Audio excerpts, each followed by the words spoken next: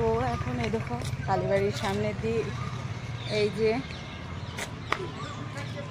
এবার মায়েদের বাড়ির এদিকে যাবো, মায়েদের বাড়ি ঢুকবো।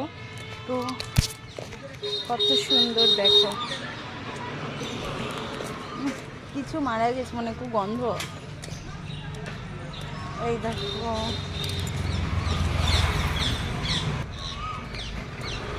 এখানে অনেক মাছ এসে গেছে বন্ধুরা। এটা আমাদের কালীবাড়ির সামনের দিক। তো এই দেখো পাখি। তো আরেকদিন আসবো, ব্লগটা করে নিয়ে যাব। তো এখানেই থাকি আমি, তাও এখানে ভিডিও করা হয়নি।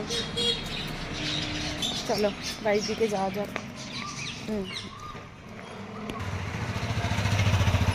এই দেখো কালীবাড়ির সামনে এই দেখো মায়ের মন্দির বন্ধ, এখন দুপুরবেলা তো মায়ের মন্দির বন্ধ থাকে।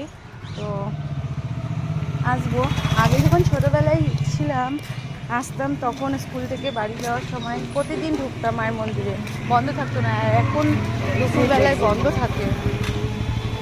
আসতাম, চান জল খেতাম, তারপর এ দেখো মায়ের মন্দিরের চূড়া, তারপর বাড়ি যেতাম। তো আসবো বিকেলে দেখি যদি সময় পাই, তো মায়ের মন্দিরে ঢুকবো। তো টাটা বন্ধুরা।